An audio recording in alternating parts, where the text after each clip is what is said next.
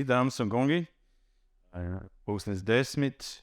Mums laiks sākt dažas tradicionālas piezīmes. No manas puses man sauc Edijs Poga.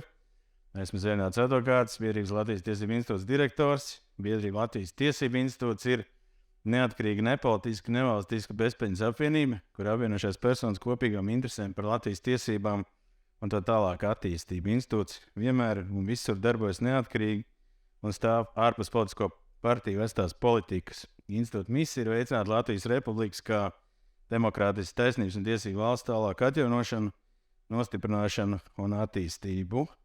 Pēc vairāk gada pārtraukuma, kuras cēlonis bija visiem zināmā pandēmija, mēs šogad atsākam vieslekcijas 2014. gadā aizsāktās ārvalstu akadēmiķu vieslekciju programmas ietvaros. Šodien pie mums uzstāsies Indiānas Universitātes profesors Emmerts par tēmu blokķēdes regulējums un viedie līgumi. Daudz no jums pazīst profesoru Emmertu no viņa no laikiem, kad viņš darbojās Tallinā, Konkordijas universitātē, kā tās juridiskās fakultātes dekāns un pasniedzējs. Un jāatzīst, ka Tallinā viņš ne bez panākumiem īstenoja starptautisko un saizinošo tiesību pieeju, tiesību apguvē. Un tas ir veidojis pamatu vienai lielai daļai Baltijas juristu, var teikt, veselai paudzei Baltijas juristu, arī tā skaitā atsevišķiem Latvijas juristiem. Šodienas tēma ļoti interesanta. Tiksim tā, tradicionāli juristi acīm raugoties, viņi ir izaicinoša un, tiksim, pat eksotiski, jo viņi prasa ne tikai juridiskās zināšanas, bet arī izpratni par informāciju tehnoloģijas sniegtiem iespējām, sevišķi juridisku darbību veikšanas kontekstā. Ja? Tātad blokķēde, viedie līgumi, viedie strīdu risināšana ir profesors sevišķu fokusu joma. Viņš ir Karaliskā arbitra institūta biedrs un arī viedās mediācijas un arbitrāžas institūta Indiānā dibinātājs un vadītājs. Es domāju, ka viņa sniegtais ieskats šajā tēmā šiem būs ļoti interesants. Par šodienas lekcijas formātu, kā parasti, tas ir 2 stundas bez pārtraukuma, un beigās mums ir neliela jautājuma atbilžu sesija. Es aicinu izmantot iespēju uzdot visus jūsu interesējušos jautājumus profesoram, ne tikai par šodienas tematu, bet arī globāli, teiksim, par Eiropas Savienības tiesībām, starptautiskajām tirdzniecības tiesībām, Pasaules tirdzniecības organizācijas tiesībām un tā tālāk. Kā ierasts Latvijas Tiesību institūta vārdā, es vēlos pateikties institūta vieslekciju programmas tradicionālajiem atbalstītājiem. Tas ir augstākajai tiesai, jeb senātam, Latvijas Zarnieku advokātu kolēģijai, konkurences padomei, juristu vārdam, Rīgas Latviešu biedrībai, Eiropas Savienības tiesību asociācijai, Latvijas Universitātes juridiskajai fakultātei, kā arī advokātu birojiem Eleks Kļaviņš, Everšēts, Sarlana Bitāns, PwC Legal un Sorainen. Līdz ar to, no manas puses tas arī viss. Stādu jūs priekšā profesoru Emmertu un aicinu viņu sagaidīt ar aplausiem.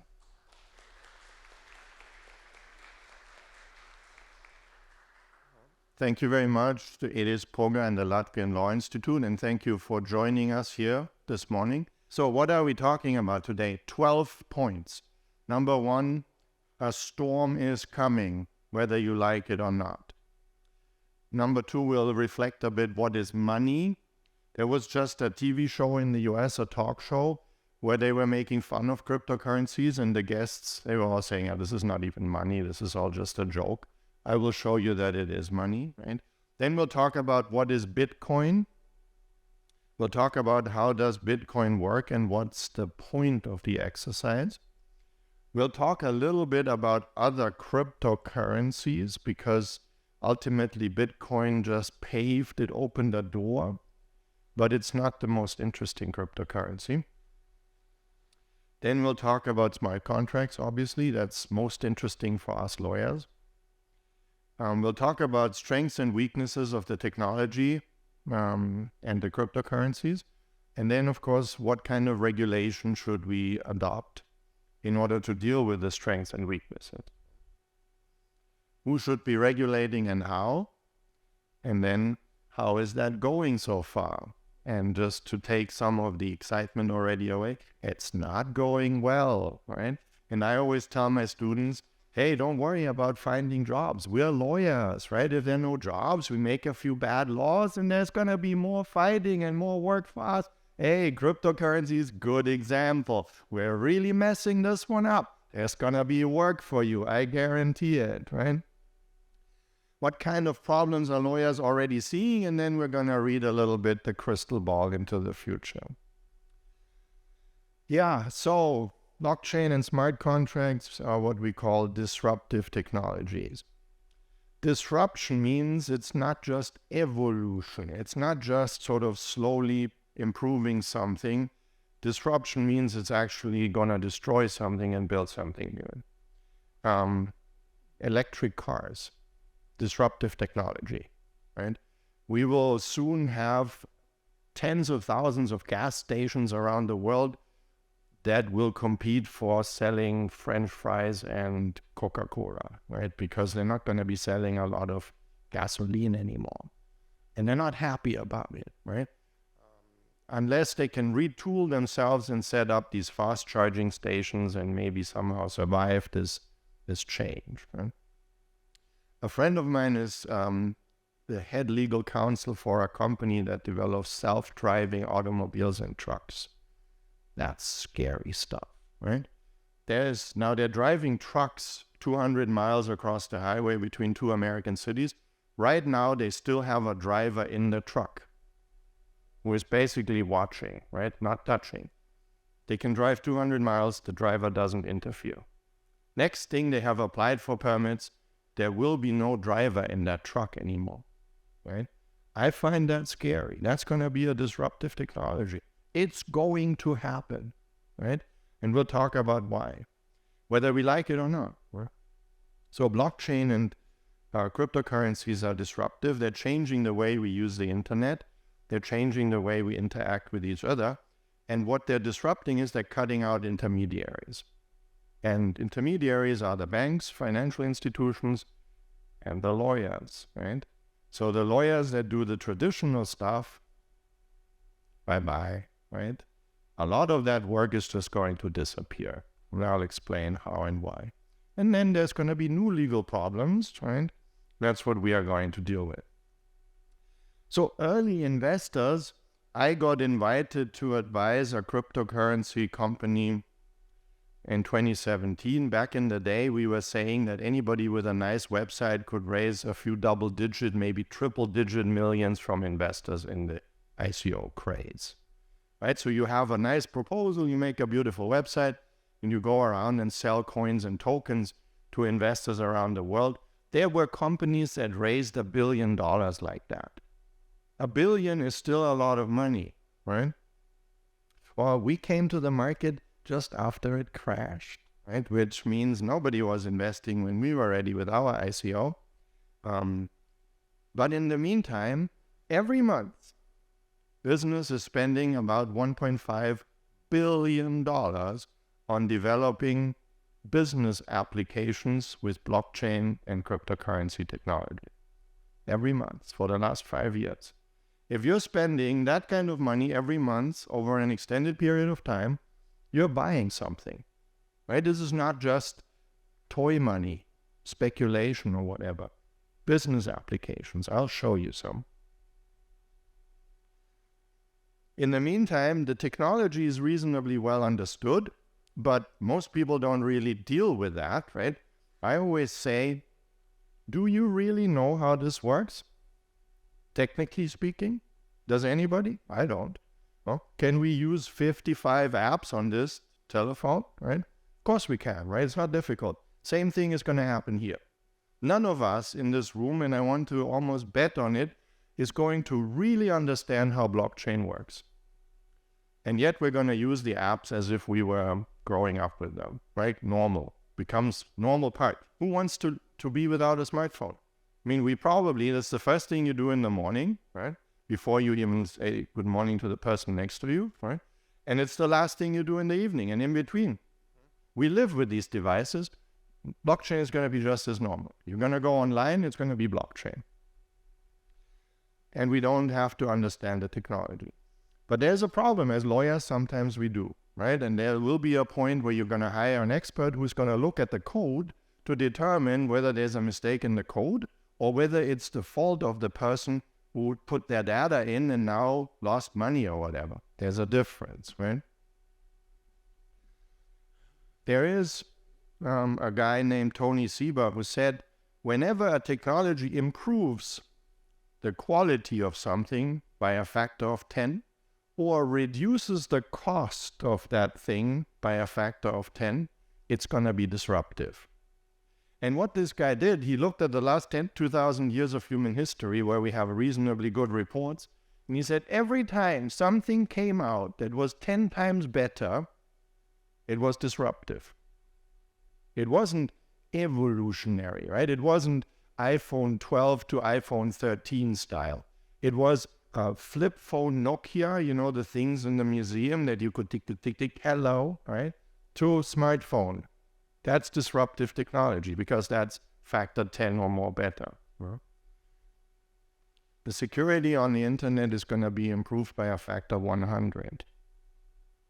The cost of doing certain transactions on the internet and in financial stock trading, stuff like that, is going to be reduced by over 90%. This is not going to not be disruptive, right? This is given, right? This is like climate change and gravity. You like it, you don't like it, it doesn't matter. It will happen, period. End of story, right? My prediction is that something between 30 and 50% of the work that lawyers do today is not going to exist in 10 years from now.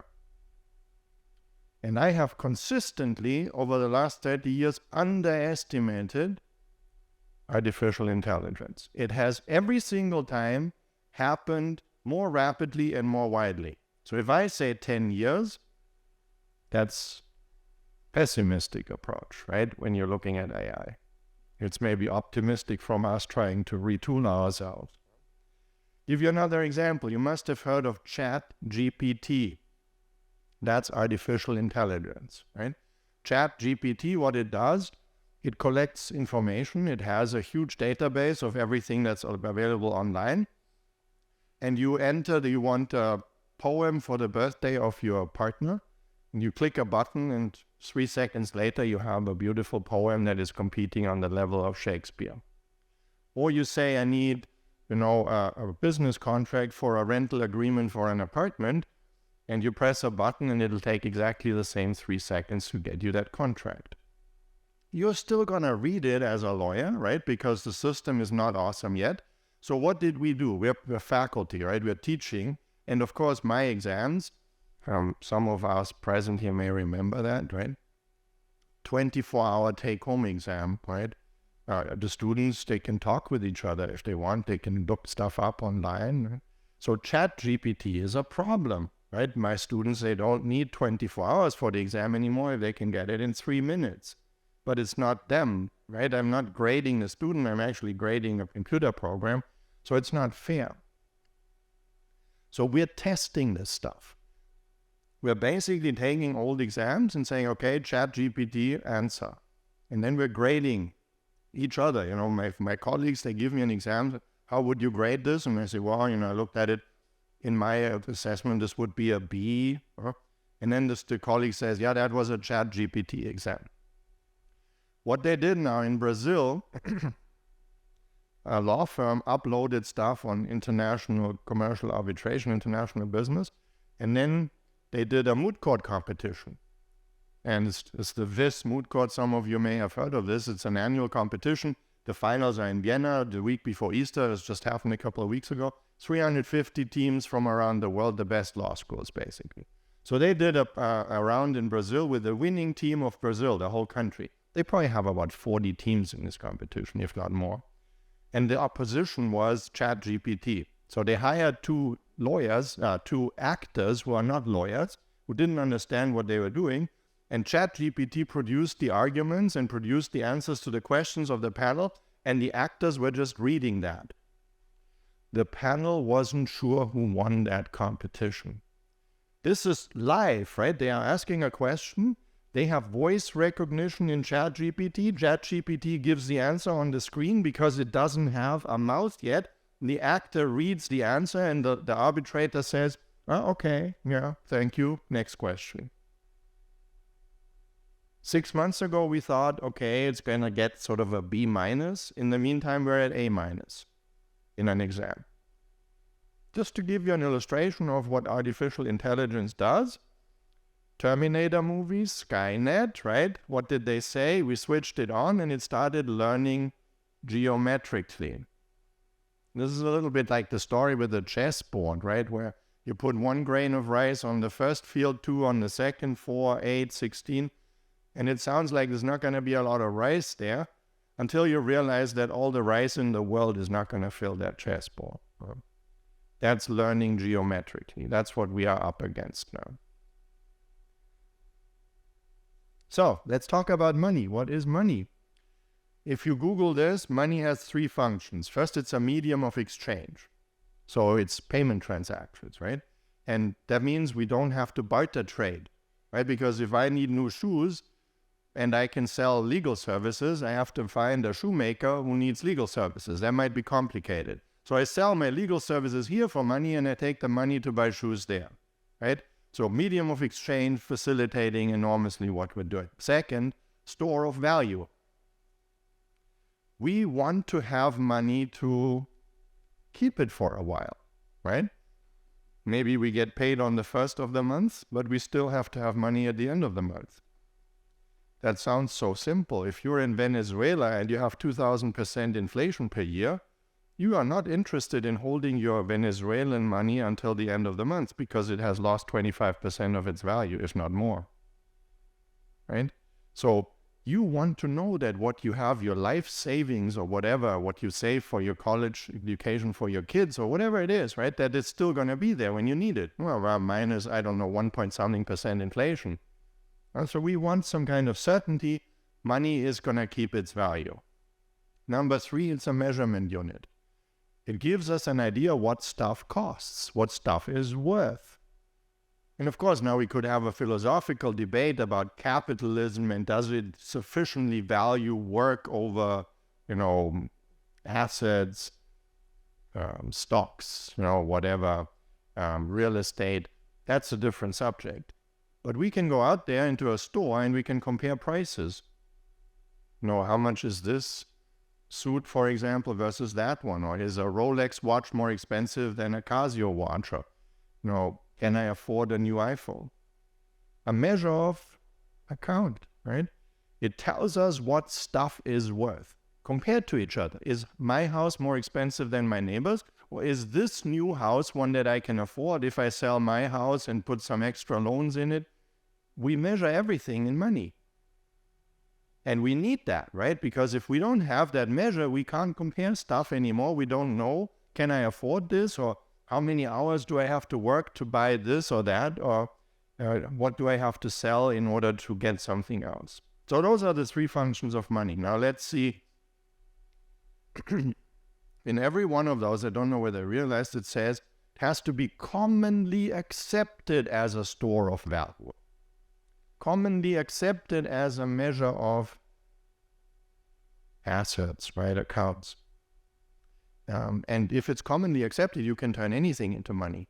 Historically, we have had cigarettes were the currency in Germany after the war, when nobody had money. We've had cowrie shells in West Africa, seashells of a certain kind, as currency, was recognized. Okay, you want my goat, it's 25 shells. As long as we can agree, that's currency, that's money. Right? We had the Native Americans had beaded strings. So you have nice beaded string, okay, I'll give you my my tent or whatever for it. Salt has been a currency. Furs have been currency. It all depends on what we agree on. It doesn't have to be any specific precious metal or anything like that.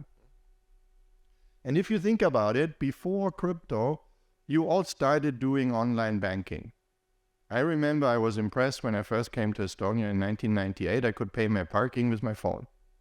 I can still not do that in the US, by the way. But it's only 25 years. Come on, cut them some slack, okay? So, have you ever thought, where is that money that you see on your phone that is supposedly in your bank account? Have you seen the money? Can you go physically in the bank and say, show me my money? You wouldn't do that, right? You would assume they'll show you something. Is it your money? I mean, hey, we have money in the safe and whatever, but is it yours? And they will show the same amount of money to anyone who walks in, right? They don't have all that money. We know that because they're leveraged, right? The whole point of banks is not to hold your money. It's to lend it out and to invest it in order to make more money with your money. And then supposedly they give you interest for that. In reality, they just give themselves interest. You get only 0.25% or something like that, bro. So your money is a fictitious idea. It shows a balance in your phone, and you can use that. You can click a button, you can PayPal or whatever. You can buy stuff on Amazon, on eBay, you can sell it, send it to your friend. You never actually physically see the money, and still you have no doubts that it's there, that you have gotten paid this month, and that, hey, I'm doing so good, I have more money now in the bank than last week. You have nothing. It's just a fictitious idea. We have an agreement that these bits and bytes that are shown on your phone screen reflect money that you have. And now there are really people out there telling me crypto can't be money.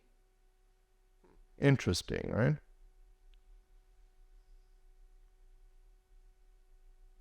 In Western democracies, we don't even think about this all that much because we are used to trusting our central banks. Very dumb idea. We'll get back to that. And we're used to trusting our banks, right? Our banks, they don't go bankrupt. And if they do, government's going to bail them out. In the United States, every account in a licensed bank is insured by the federal government up to $250,000. So unless you have more money in the bank, if the bank goes under, government bails you out, right? Feels good. Huh? We feel safe. Look in the rest of the world. Find me an African country where any of your money is secure. A colleague of mine is from Argentina. She says in Argentina, everybody uses crypto. First of all, too much inflation, right? So basically you get your salary, you immediately convert it into stable coins. We'll talk about those. Because then they can inflate and print their own money as long as they want, and it's not going to touch you. And then, of course, a lot of people in Africa don't have bank accounts, right? Don't have to go all the way to Africa for that. So they have phones. The first thing that somebody buys in Africa when they have a little bit of extra is a phone, funny enough, right? Because then they can check, when should I drive my sheep to the market because I'm getting more money on Tuesday or on Thursday on your phone, right? But also they can make payments and they don't have to pay a banker or a money changer. Because in those kind of economies, these intermediaries, they're not shy, right? One of the most interesting features is that the people who have the least pay the most for financial services in this world. So if you have the remissions, some maid in Dubai who lives under the staircase in some rich person's house there and basically gets up at 5 in the morning and takes care of everything, kids and cleaning and cooking and everything, and works until 11 at night, at the end of the month, she sends 90% of her salary home to Malaysia or someplace like that. But they don't have bank accounts there, so she uses Western Union, and they take 30% off the top of that. So she has to work a week and a half just to pay the fees for those guys. Because, you have to understand, the CEO needed a new jet, right? It's perfectly understandable. It's market economy. If somebody could do it cheaper, somebody would. Somebody's gotta. We're working on it. So what's Bitcoin? Bitcoin was the first cryptocurrency, and we don't understand who did it, right? The guy called himself Satoshi Nakamoto. Nobody has seen him. It's probably a pseudonym, right? Don't even know whether it was an individual, maybe a group of people. But it is a stroke of genius in a couple of ways. And I'll show you the strengths and weaknesses, right? And we're going to use Bitcoin to understand what cryptocurrencies are and how they work, and then we'll actually branch out into the interesting ones. So let's start out why is different and what is the same with Bitcoin and other money. And we'll continue to call now the other money fiat currencies. Like the Italian car maker, but not quite, right? So the conventional money, including the one that's only on your phone that you have never seen physically, it's denominated in dollars and euros and rubles and whatever. That's fiat money, right? And crypto is all the stuff that isn't. You can see your balance, right? You can open your phone, open the app, and it will show you your balance in Ether and in Litecoin and in whatever, in Bitcoin, right? All the different currencies that you may be holding. Like on your, take the other app, and you're going to see your bank account with Hansa Bank or whatever they're called nowadays. You can convert it. You can, hey, I need euros, I need to go to the store, so I'm going to sell some Ether, right? Yeah, you can do that. You can take out fiat. There are nowadays banks in some countries or financial service providers, they have ATMs where you can basically enter your digital wallet address and take out dollars or euros from an ATM, in bills and coins. You can make payments, right? I've been to conferences as early as 2017 where you get a cup of coffee and you pay directly with your phone app in Bitcoin, 0.0000 Bitcoin, right? You fractionalize it to the point that nobody understands the numbers anymore, which is also not ideal. And of course, we can quote all kinds of prices. How much is a Lamborghini these days in Bitcoin, right? It fulfills all the functions of money. But then there's some differences. First of all, it's not legal tender, except in El Salvador and in the Central African Republic, two very forward and progressive technology hotspots in the world. Or maybe not, right? Maybe two countries that really have shitty currencies otherwise, and they decided, it's not gonna be worse than what we're used to, let's try something new instead, right? What does legal tender mean? Legal tender means you can go to a store and you want to buy something, right? A new pair of shoes, and you want to pay in Bitcoin, and then the seller says, no, we don't take Bitcoin. Because if it's legal tender, they have to take Bitcoin. Okay? So that's the main difference between it being and not being legal tender. Who cares, right? Then you just go to another store, basically. There are no physical bills and coins. When you Google Bitcoin and you click on images, it'll show you these weird things that are, and actually friends of mine, they just give them out at trade shows, so they actually have Bitcoin made, right? Yeah, this is just a joke. You might as well just, hand out, cookies or whatever, because that's not Bitcoin. And there never will be bills and coins. More importantly, they are neither issued nor supervised by any government or central bank. And here is where it gets more interesting, because I will show you for a number of reasons, I don't particularly like our governments and our central banks fidgeting around with our money. They haven't had a very good track record in the last 30 years or so. What's the inflation rate in Latvia these days?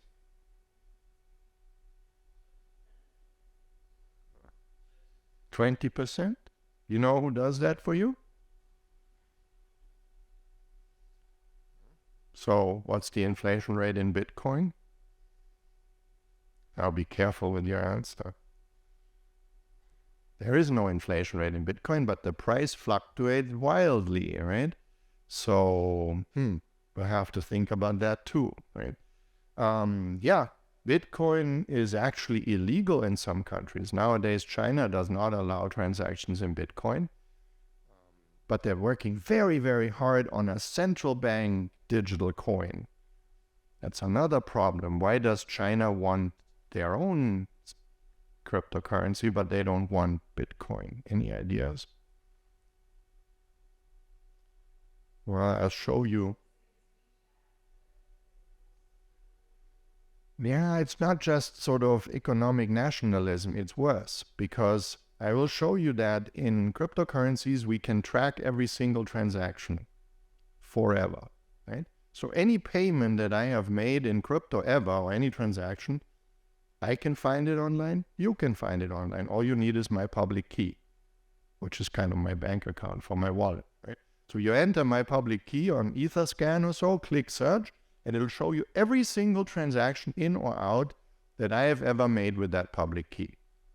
That's what the Chinese are very interested in, because then you say the wrong thing about Xi Jinping, right? And then they say, okay, this address no longer eligible to make any transactions. Now you're going back to selling your kids in the market in order to buy food because they don't take your crypto anymore, if that's the only one that goes, right? Or your kidneys, if you still have one to sell, right? Or maybe it's just your shoes that you're trading for food, but then maybe tomorrow you don't have shoes, but you still need food. Yesterday was an important day for reasons that are coming later. I'm just using it because I finished this thing last night, right? So every single Bitcoin yesterday was $28,500 plus minus. That means all of them together had a market cap of approximately $550 billion. That's not small change, right? At the peak of the market, Bitcoin was over 1.2 trillion in the market cap, right? Yesterday, within the last 24 hours, $86 billion were transacted in Bitcoin worldwide. So transacted means somebody sold, somebody bought. $86 billion.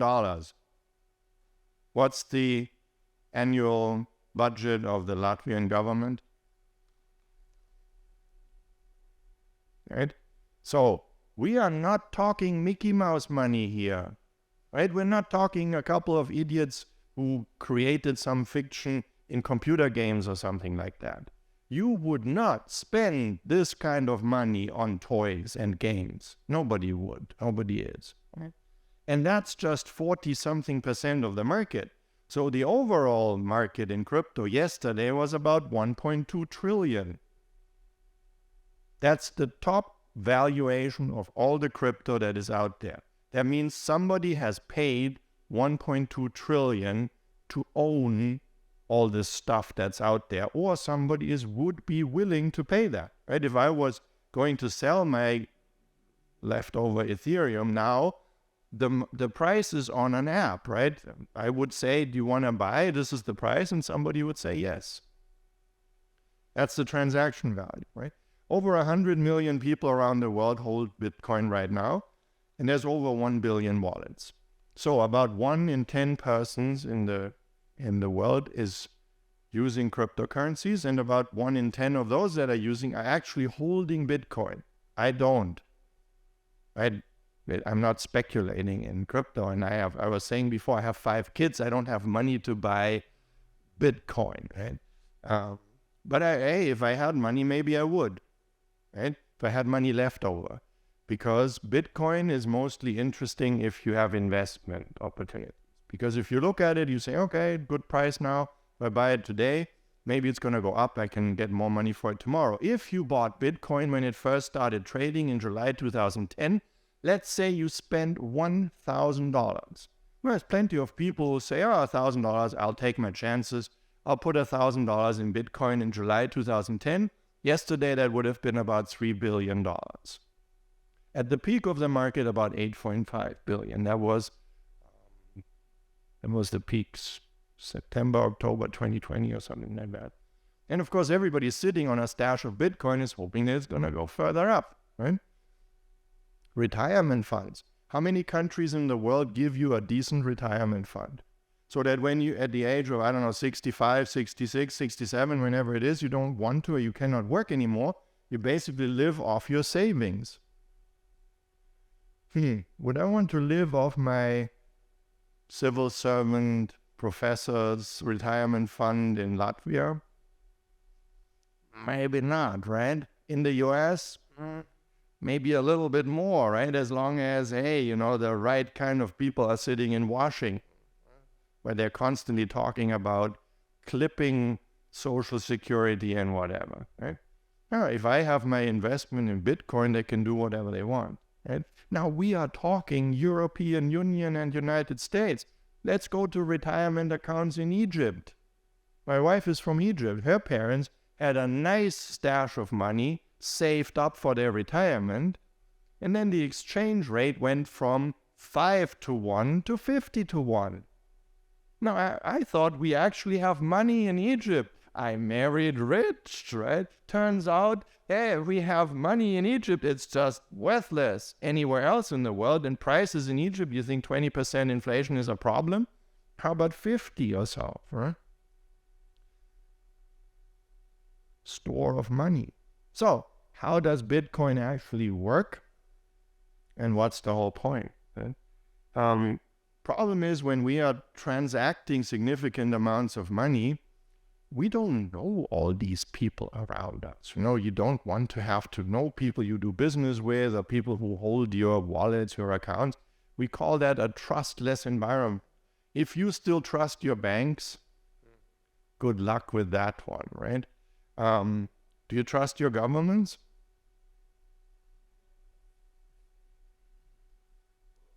Yeah, exactly. Hopefully, right? But hey, remember, we're in the European Union. This is the civilized part of the world. How many people in the world can say they trust their governments? No, without the neighbor saying, you're an idiot, right? But it's still, we call it a trustless environment. People don't want to stash money at home, right? You don't have money under the mattress or anything like that because it could be stolen, whatever. So it's a trustless environment. You don't want to trust the fact that it's still going to be there. Instead, we pick our what we call trusted intermediaries. Banks, right? They have my account. I have maybe a safe deposit box in the bank or whatever, right? I trust these guys. Am I really smart with that? Different questions. But that's how our system is built. Well, it is not a coincidence that Satoshi Nakamoto published his white paper on Bitcoin in 2008 after we had just bailed out the banks after the subprime mortgage crisis to the tune of about $3 trillion worldwide. You know what that means? That our governments, in a combination of printing money and borrowing money, just gave the banks $3 trillion to keep the system from collapsing in 2008. That was not the first bailout. When you get out of here, Google bank bailouts in history, and you will see two things. First of all, they're coming ever faster. And secondly, they're getting more expensive each time. So the banks that we have is a system that you could otherwise compare to a casino economy. They are gambling. If they win, the executives get a new jet. And if they lose, they go to the government and ask for a bailout. And we give them a bailout because we have decided our systemically important banks are too big to fail. So we used to say, if you owe $1 million, you have a problem. If you owe $1 billion, the bank has a problem. No. If you owe $1 billion, the government has the problem. But who is the government? So where does that money come from that they have printed and borrowed? Well, what they have printed is inflation, right? Who's going to pay for the inflation? Any volunteers? Everybody please raise your hands, yeah? Because that's you, right? And who's going to pay for the money they borrowed? Do you have your kids with you? That's fun, right? Did you see what they did last year? What they did again? There was another bailout. And now they bailed out Silicon Valley Bank and I don't know what. And you know what the banks have just reported? Chase, my bank, has just reported the highest profits in their corporate history. I mean, I don't want to become too vulgar here. This is a very storied building. But with my kids, I would say, what the fudge? I mean, when they are making profits, they are scurrying it away and everybody gets bonuses that make your and my annual salary seem like charity. And when their speculations fall flat, they go to the government for a bailout and they get it. Right? We don't turn them down. First of all, because of course our politicians, right, when they get a phone call, Senator, remember, we funded your last election campaign. We're going to fund the next one, but right now we need a small favor. Don't worry, it's not your money. What the fudge? Those are your trusted intermediaries? Do you have an alarm clock? You should set your alarm clock. Wake up! It's time to not trust these intermediaries anymore. What's going to happen? What are we going to do about it? Are we going to adopt legislation? For example, in the 2008 bailout, the American banks picked up $1.2 trillion. Would you have expected our politicians to say what they have to do with that money? For example, keep people in their homes. Keep on dreaming, right? They paid themselves bonuses for solidifying their balance sheet, right? What's the American politician meme? The rising tide lifts all the boats. It lifts the yachts a lot more than the boats here, right? So they're fudging with us in ways that it's indecent, right? It's not funny anymore. And this is the civilized part of the world. This is not Venezuela, where this idiot is basically printing more money than they have paper.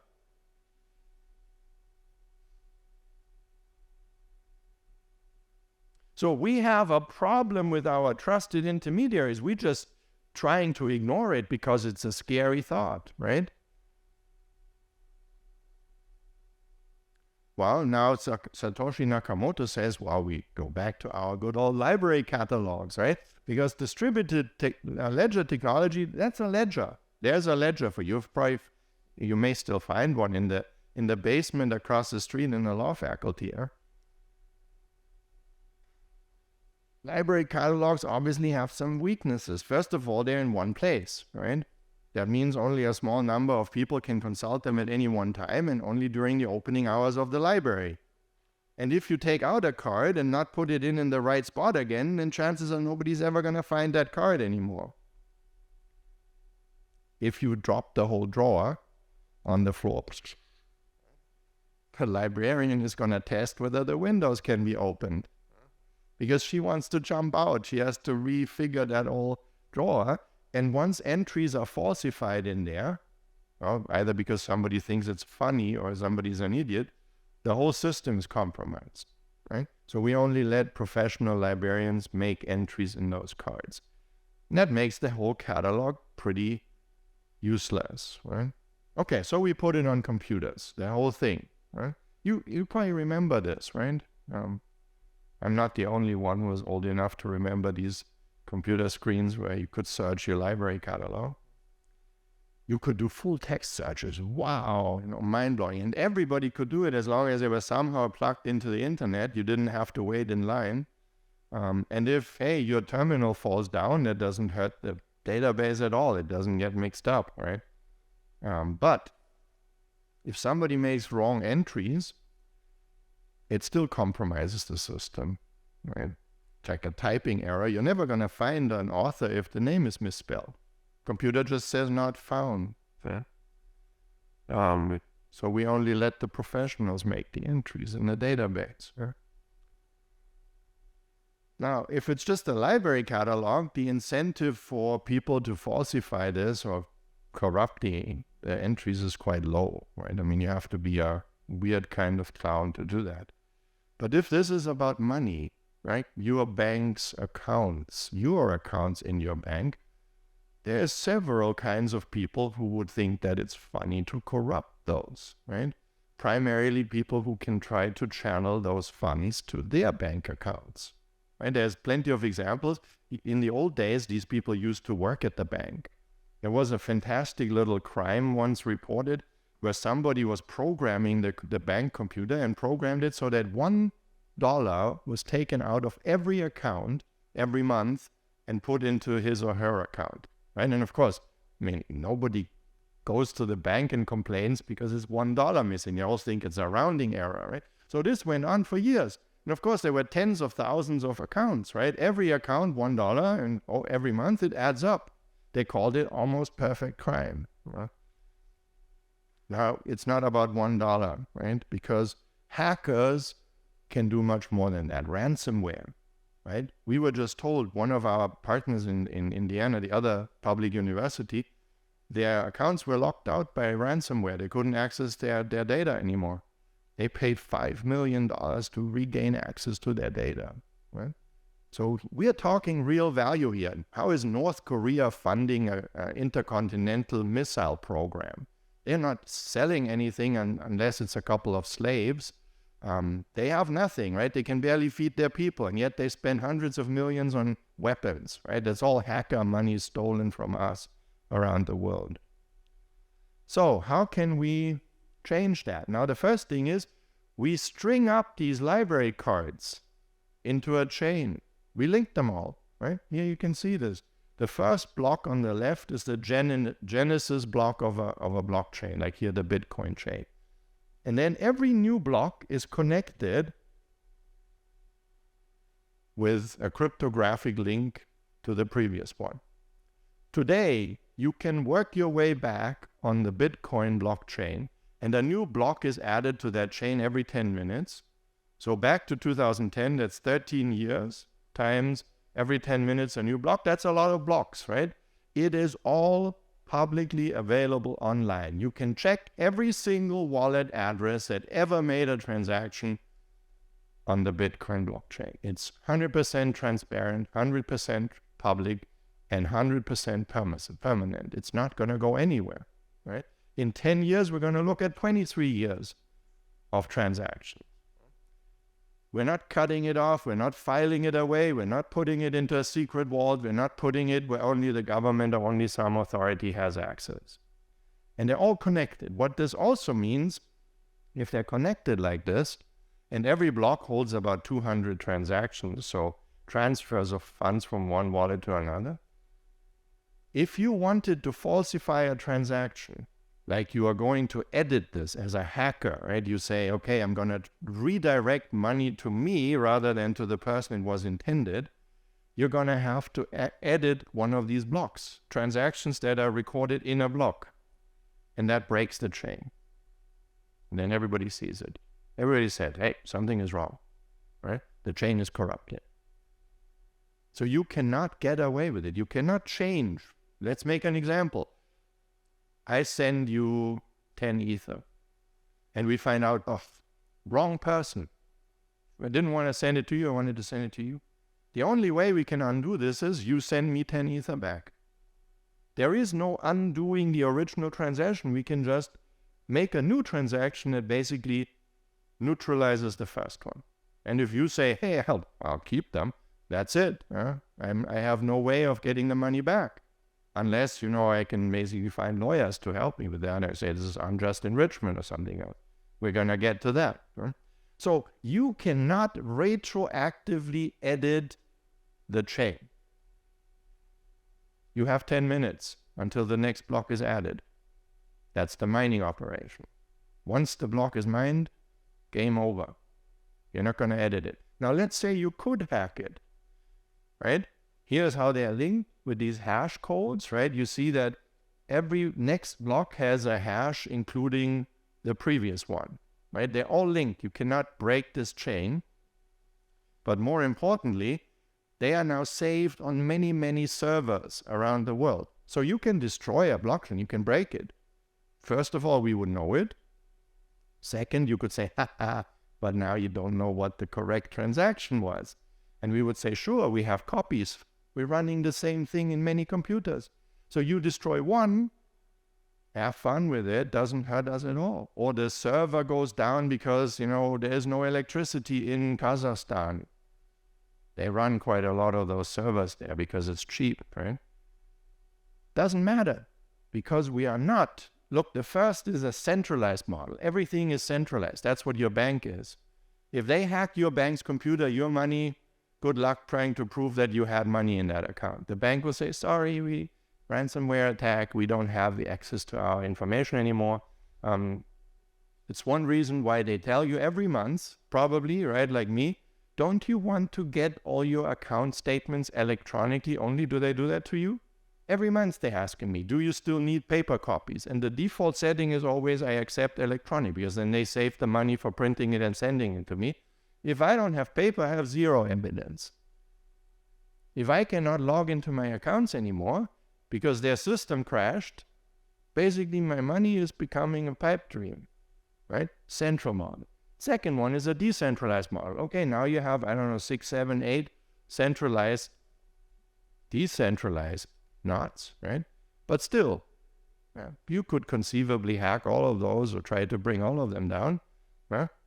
That's why distributed ledger technology, that's on the right side, that's an infinite number of connections.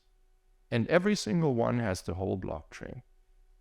Now, you try and hack that, you're going to have to hack every single one of those within that 10-minute window in the same way. That's just not going to happen, right?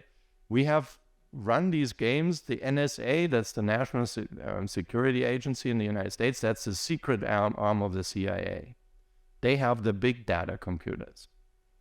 So the most powerful computers in the world outside of the Chinese KGB are at the NSA. If they would attack a system like that, they have a 0.01% chance of actually getting away with it. The most powerful computers in the world, right? Nobody else has that chance, even remotely.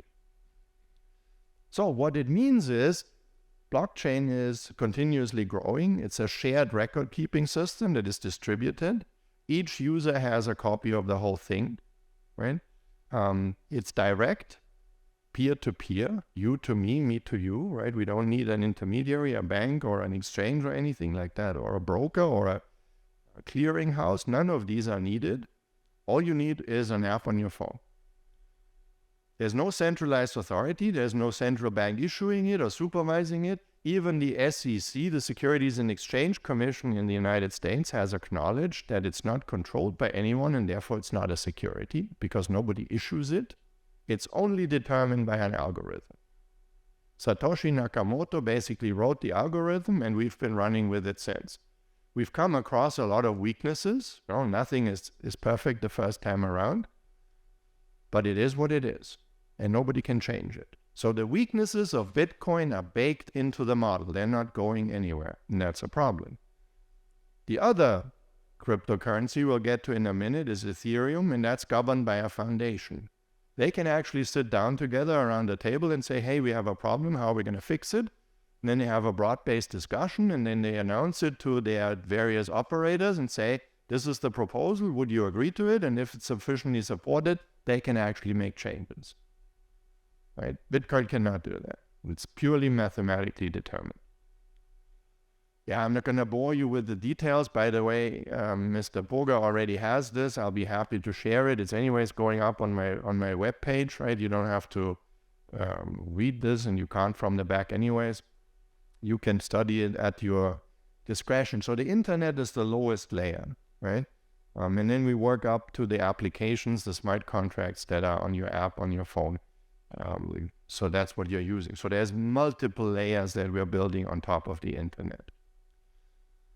Yeah, these are the hashes and cryptographic functions. Maybe the only thing that is interesting, because that's the third innovation behind, or in addition to the cryptographic, now we're looking the cryptographic encoding. So there are 10 to 14 rounds of encryption. You basically run an encryption program over it, and then another and another, 10 to 14 times.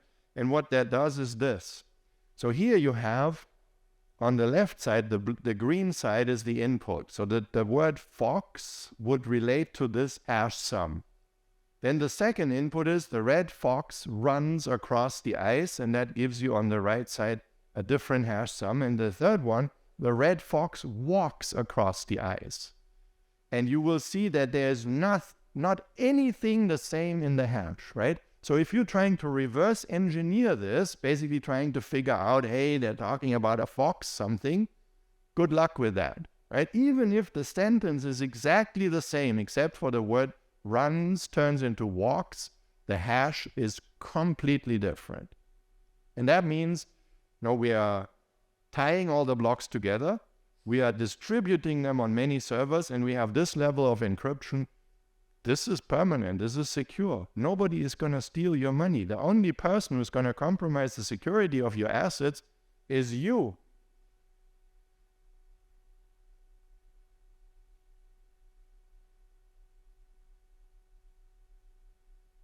Yeah, well, don't need all the details maybe.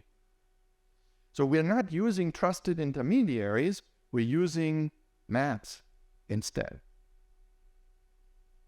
Problem is, you and I have limited understanding of the math, and if you want, we could call these app developers our new trusted intermediaries. Now, the company that I'm advising, at some point we wanted to announce publicly we are using Norton Security and we're getting audited by Kaspersky, the two biggest firms on internet security, right? And our programmers said, please don't tell anyone. We thought this is a good thing, right? They said, this is like putting a bullseye on our company, inviting all the hackers in the world, the challenge. Can you hack this one, right? The new target. Huh? Yeah, what actually gets compromised and hacked, this is about the private keys and public keys. Maybe we don't need to go into all the detail.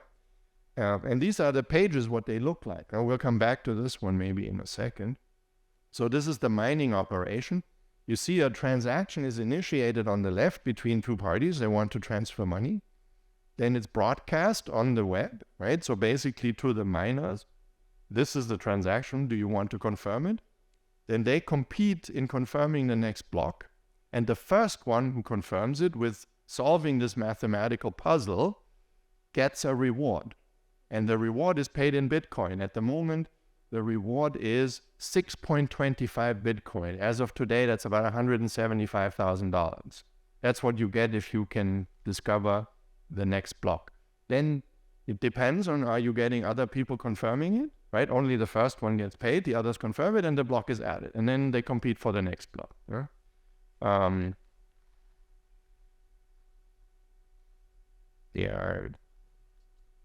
Yeah, this is what I wanted to show you. So this is the public key.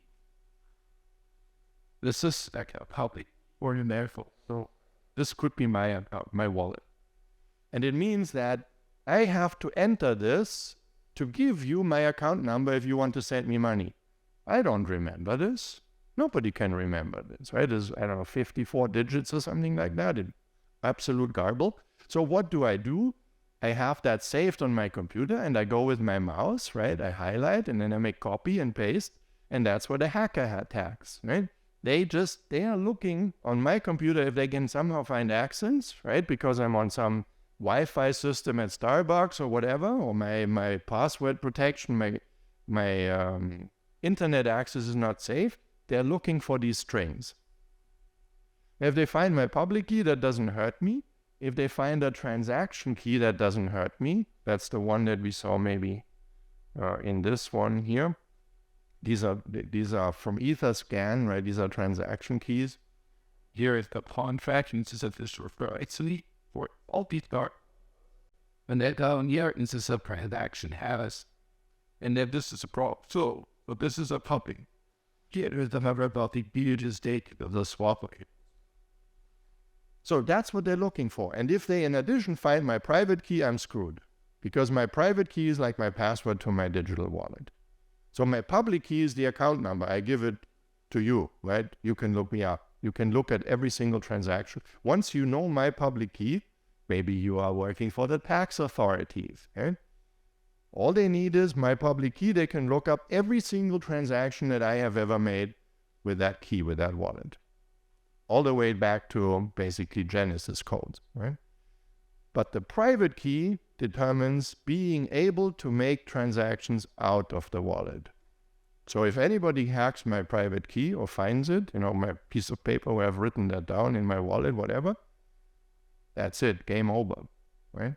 That's like getting access to your phone, resetting the codes and so on, changing your Apple ID. Then you can also start saying goodbye to all kinds of stuff, right? So that's the weakness. When you hear that an exchange was hacked or that people lost their crypto, that's what happened. You cannot break the blockchain. You cannot hack or falsify the blockchain. The users are the weak points, right? And they are basically just weak for their own crypto. It's not that you can suddenly then get into other people's wallets, right? Truth of the matter is, a couple of exchanges were hacked. Exchanges are these platforms where basically they give you an app and you control your crypto. If the exchange gets hacked, then all the users of the exchange are compromised. That's why my crypto that I have is kept in a cold storage vault. What is that?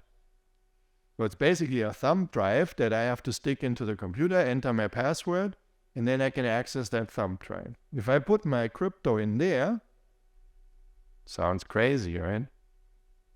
I can unplug it and put it in my desk, in a drawer, or in my safe, or whatever. Then even if the exchange gets hacked, my crypto is still in my safe, right? But if I have it sitting in an open access account at the exchange, maybe because I'm trading with it all the time, and the exchange gets hacked, that money is gone. And there is no federal credit insurance that pays up to $250,000 for the account yet. Right? Maybe that'll also come one day. Right? So what you can see is the stuff is really safe on a very, very high level. But nothing is foolproof because we are the fools, right? The users. So we use credit cards. Do you have control over your credit card account? Really control? Well, somebody has your account information, they start charging you. What happens is the bank reimburses you. Why? And who pays for that when the bank restores money that somebody fraudulently charged to your credit card? Who has not had that happen yet? Right? Probably happened to everyone at some point. Maybe the amount was relatively modest, right? So the bank says, no, we'll reimburse you. Why do they do that, and where does the money come from? Who pays for the insurance? Of course, right? Because the next thing is a month later, you get a letter from the bank, updated our policies. And then if you read the small print, font size 4 on the back, somewhere under number 17 is, because of the increasing losses in the credit card business, we are increasing your account management fees from $20 to $25 a month.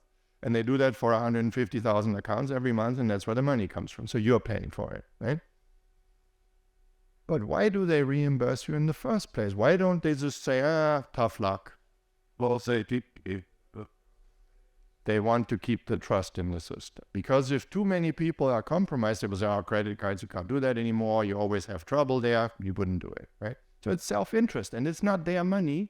Jamie Dimon still gets the new jet, right? It's your money. So what can blockchain now do for us? Let's wrap this one up. First, it's decentralized, so nobody controls it. That means nobody's going to print money. There's not going to be inflation. There's no central bank saying we don't want it anymore, or we're going to do it differently now, or you're going to get it, but you are not. Not going to happen, right? Second, it's transparent. Nobody falsifies it. Nobody can hide the transactions. Then it's immutable.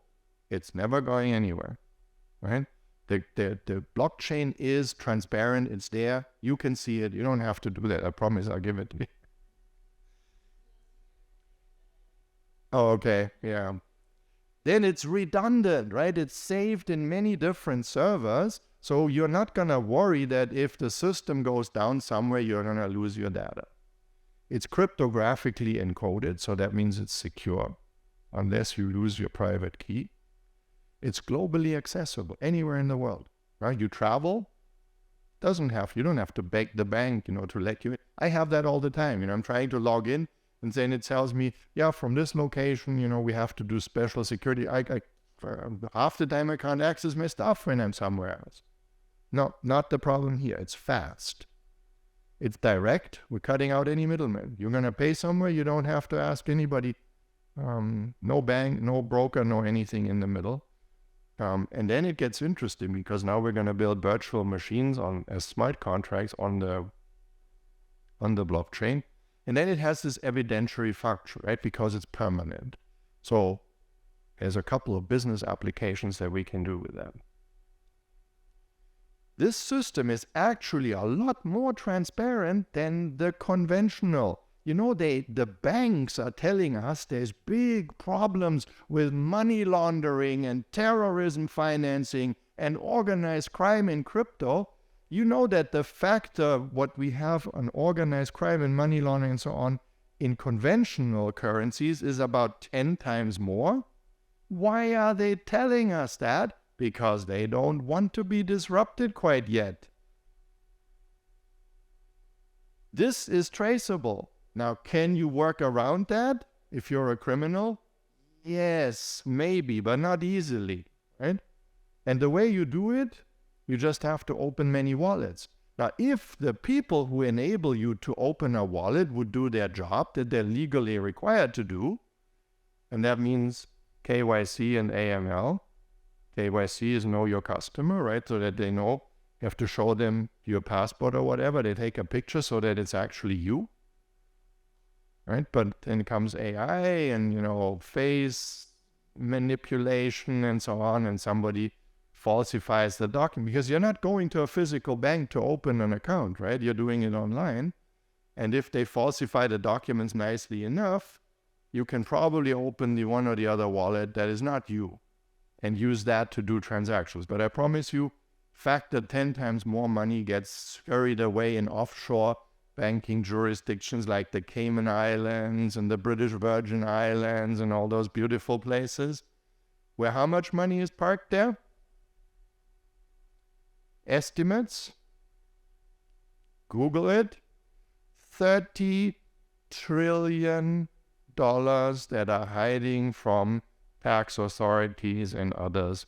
The whole crypto is only worth 1.2 trillion. And that's where the problem is? Really? Yeah, right.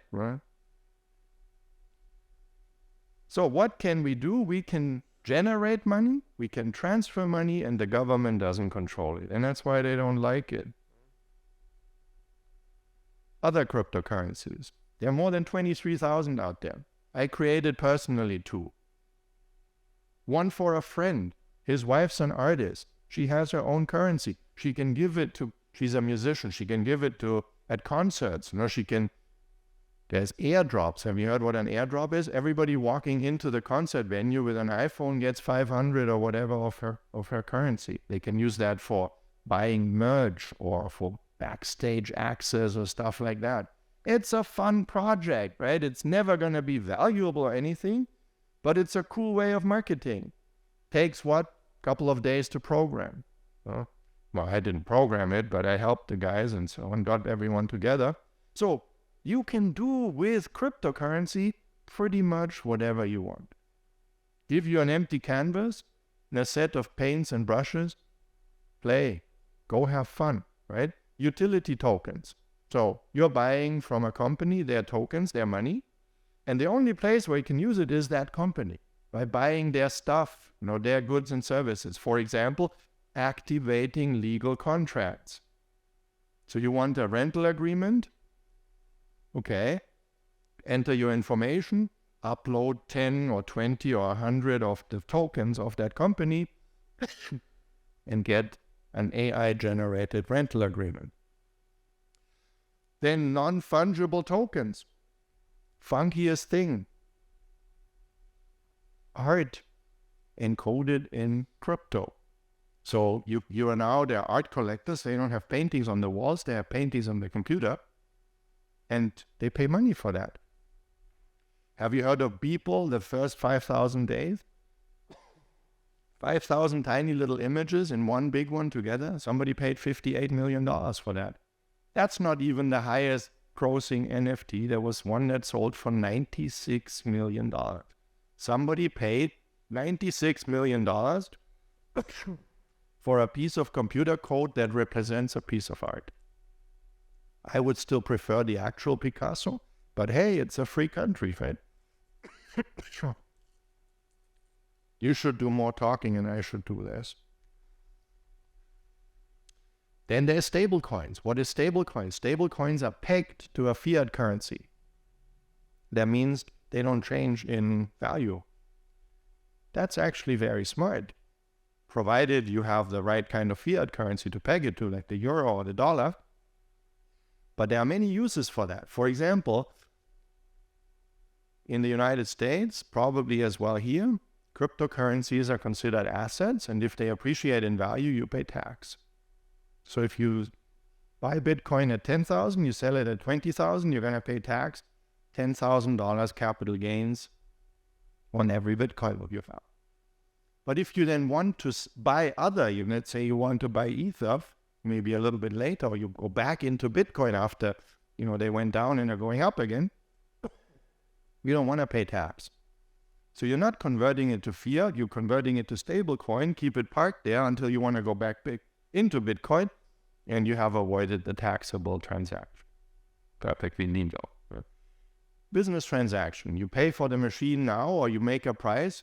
Somebody builds you a custom machine. You agree on the price today when you make the contract. You pay for it in 6 months when the machine is delivered. You fix the price in dollars, but you're in euros. Then you don't know what you're going to pay in 6 months, right? Because you're going to have to buy the dollars in 6 months. Or you buy them today and then they'll be sitting in your account not bearing interest. You fix the price in stablecoin, then you know what you're going to pay. A lot of people are using crypto for fundraising in an ICO. That's like an IPO. You sell like stocks, right? That's what we did. Some people use them in games. You get coins, tokens when you win in a video game, right? That's your reward. And some are just vanity projects. Well, they just want to do it because they can. But what we are going to look at, because we're lawyers, is business applications, because that's the people that need our help, right? Bitcoin is pretty basic, the records. Bitcoin can store money, it can transfer money, that's it. Ethereum has what is called the Ethereum virtual machine. That's basically a full-scale computer in the blockchain. You can program on the Ethereum blockchain more complicated functions.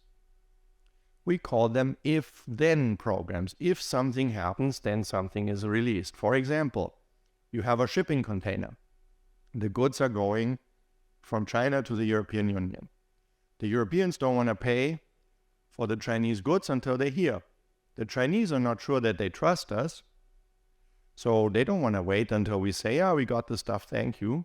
You have a tracking device on the container. When the container is offloaded in Rotterdam, the money is released from the smart contract to the seller in China. Fully automatic. You can program that. Right? So smart contracts do certain things if conditions are fulfilled.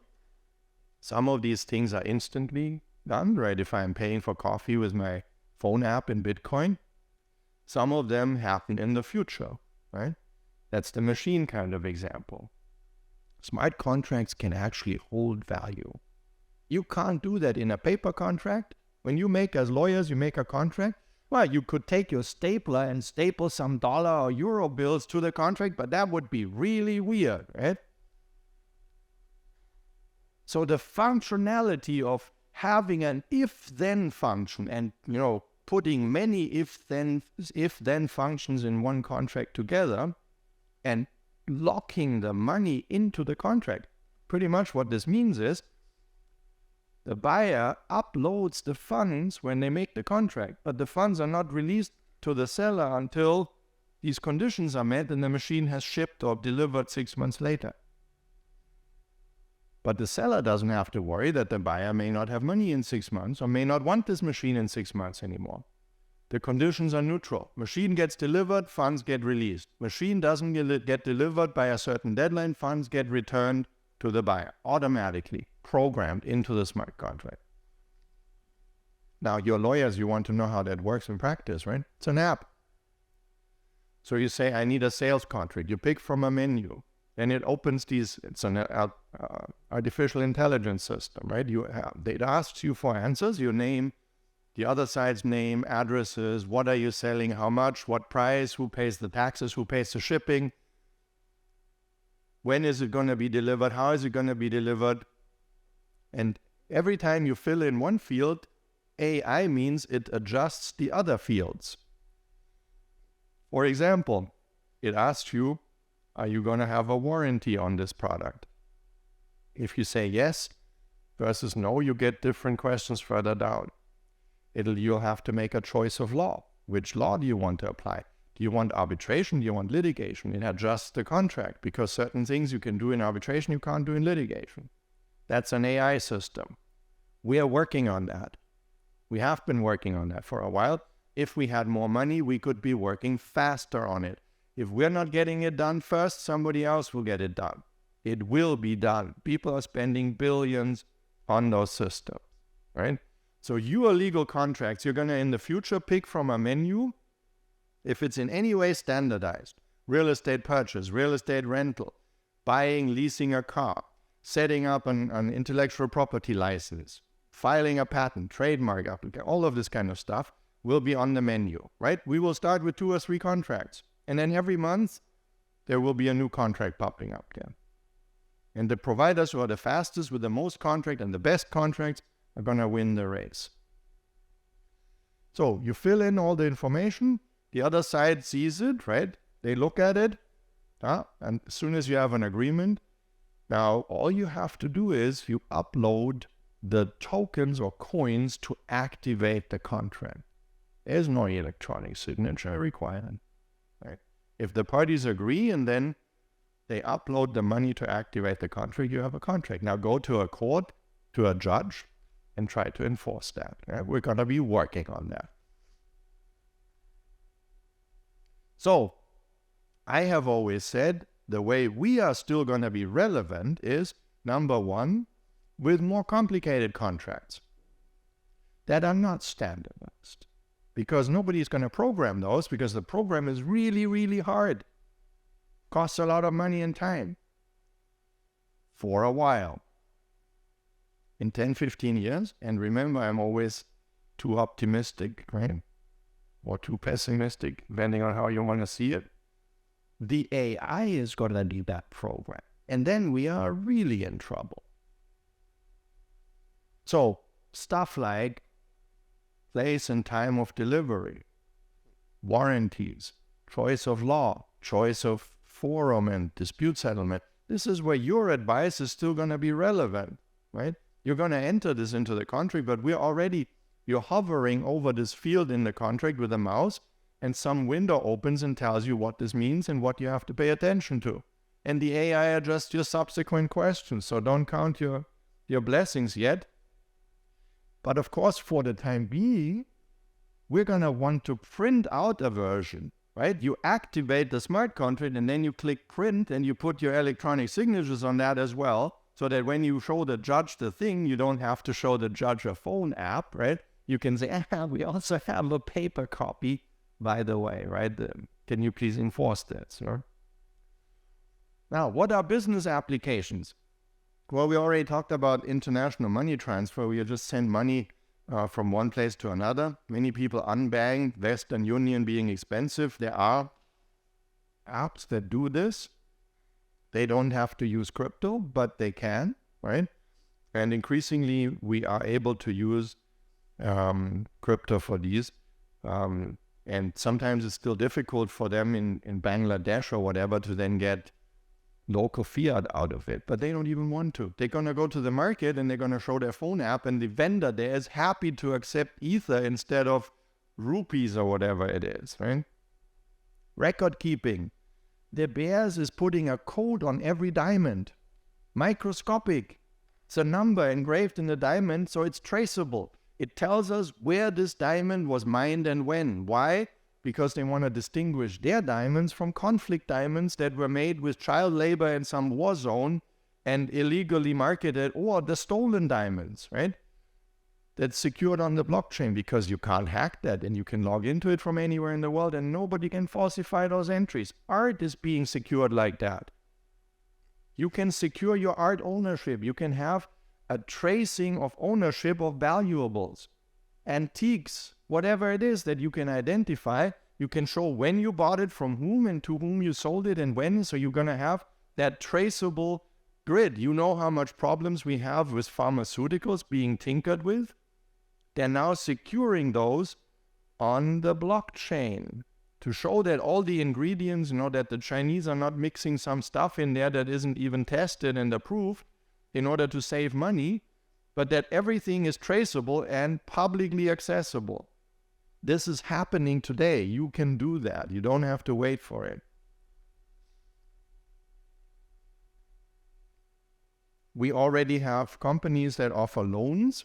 So if you have crypto and you need money, you don't want to sell the crypto because you're hoping, hey, Bitcoin is on an upward trajectory. If I sell it now, I'm going to bite myself in my butt, later when the value has doubled. So what do?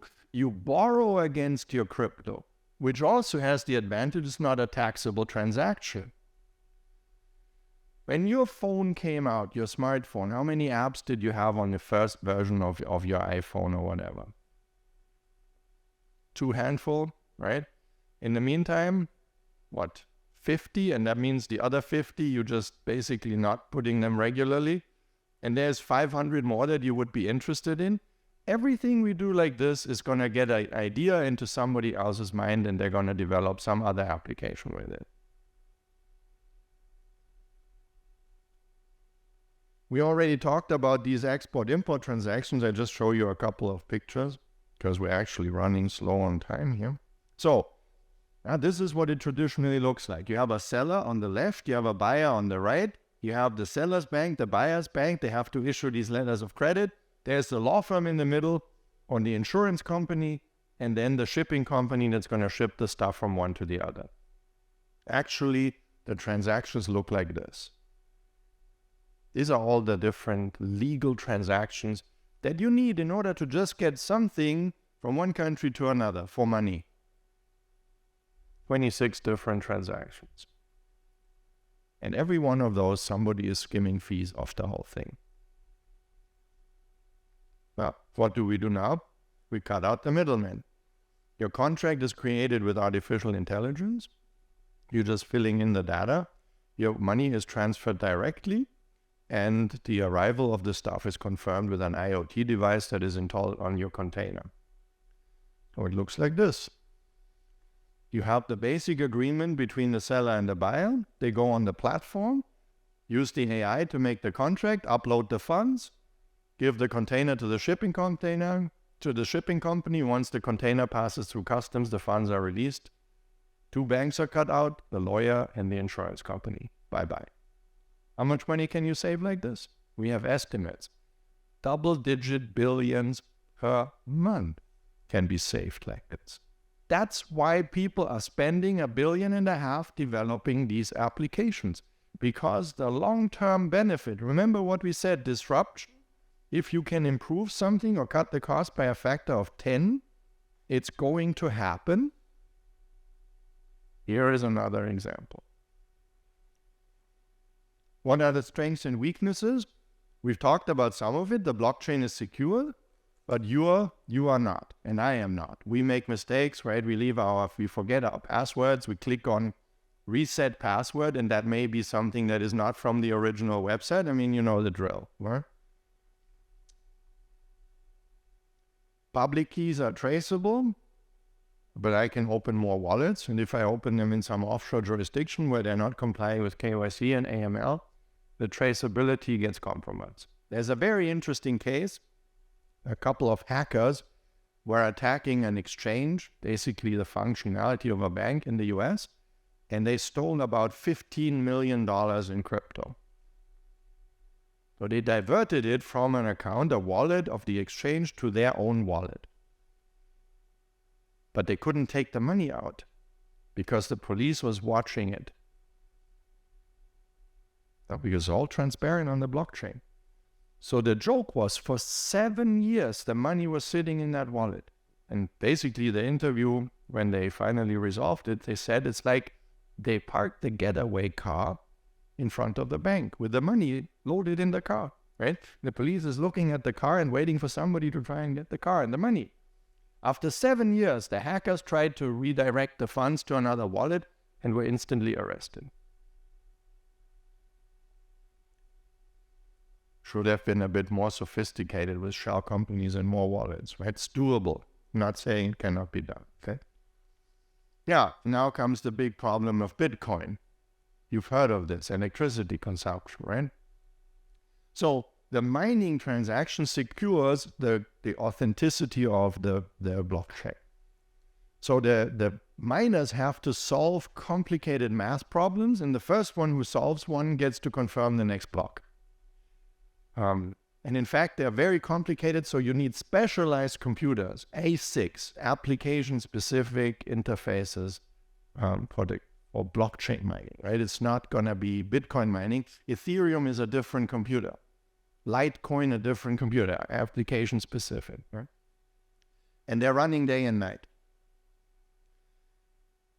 And the rewards are 6.25 Bitcoin right now for a new block every 10 minutes is $176,000 at the current exchange rate. What this does is, look at this one here. On the left side, you see a Bitcoin mine in Texas.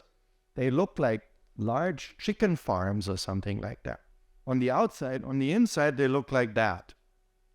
And the biggest part of that farm is the cooling system, because they're running day and night at high power, right? They use an enormous amount of electricity, and then you have to cool them, because if they get too hot, they become inefficient. Now, there's hundreds of those around the world running in parallel, trying to find the next block. Only one is going to win that block, and all the others have wasted 10 minutes of their time, and then they go on to the next block. So the total energy consumption of Bitcoin is larger than many countries. Bitcoin mining uses more electricity than Argentina. That is pure insanity. And there is nothing they can do about it, because it's programmed into the code, and the code is immutable. It's stupid to the highest degree. So China has prohibited Bitcoin mining. So what did the miners do? They throw away these machines. They were anyways already 2 years old and not the latest cutting-edge technology, and they buy new computers and put them next door into Kazakhstan. And they're still blowing all this electricity out. And of course, most of electricity in these countries is made with coal. So we have a carbon footprint that is just pure insanity. Stupid. Stupid, stupid, stupid. And what for? Bitcoin, at the end of the day, is speculative.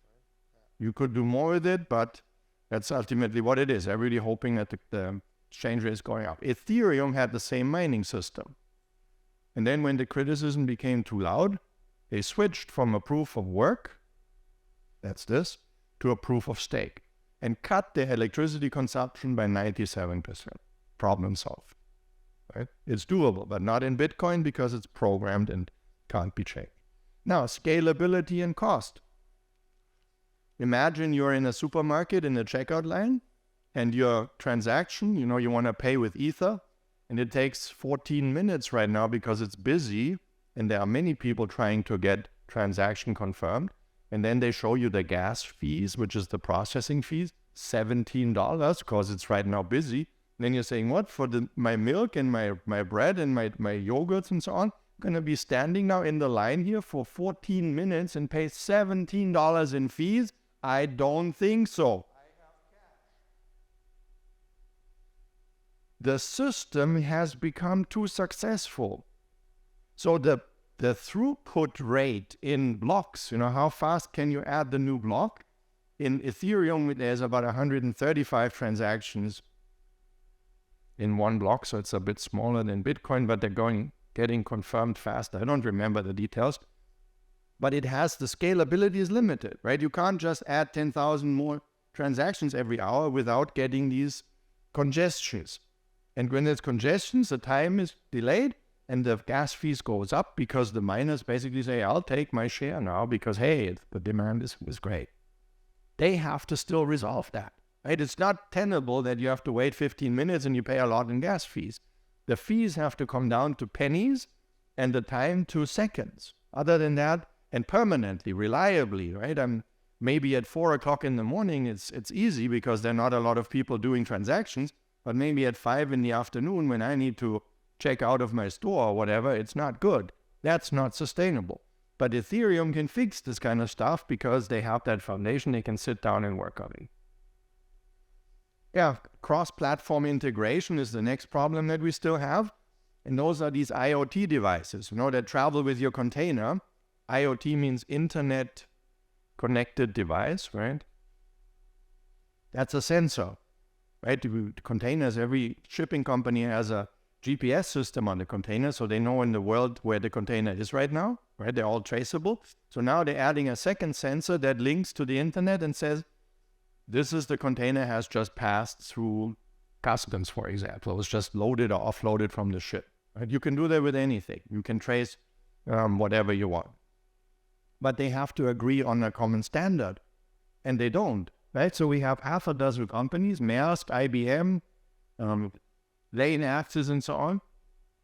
They're increasingly doing this on a blockchain, securing our blockchain, but as long as they don't agree on one standard so that the customs authority or the land register in Poland is working on the same system as the one in Portugal, it's going to still cause friction, right? We're going to have to find incentives for countries and authorities and companies to join into a standardized system that everybody understands each other's devices and codes and accepts them as valid.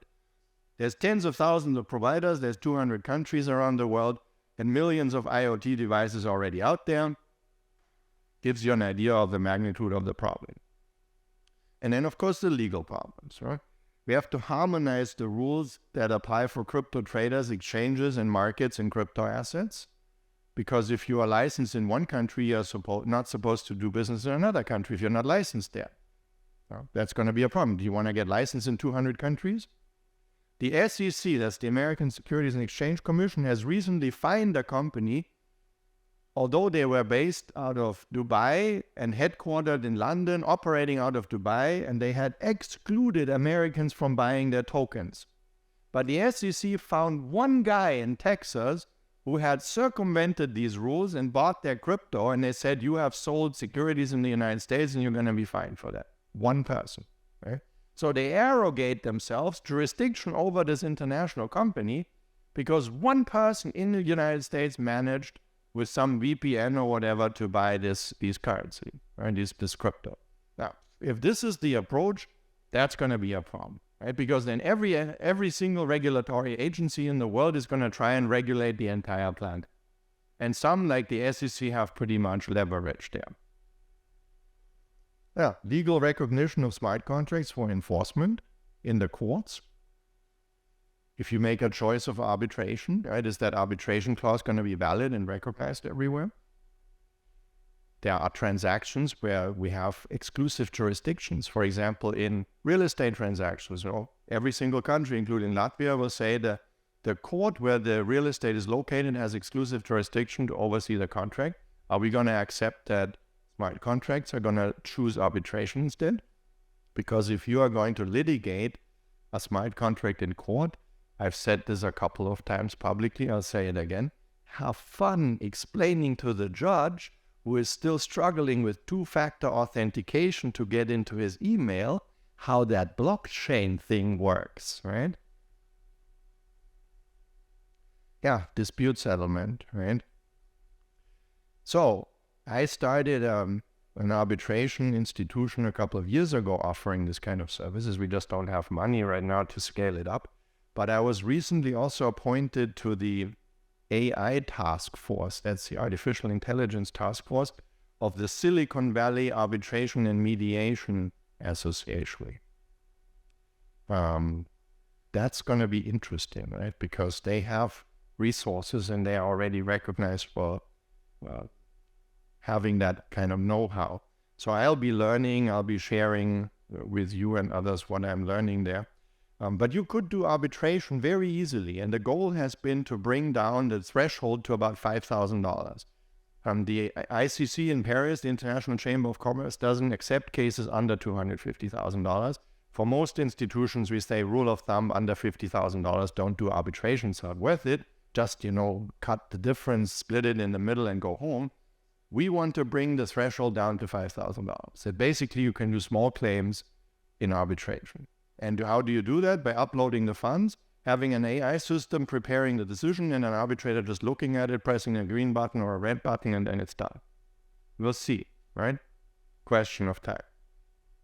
So, what kind of regulation do we need to harness the strengths and deal with the weaknesses, right? That's the challenge. The transactions are happening, right?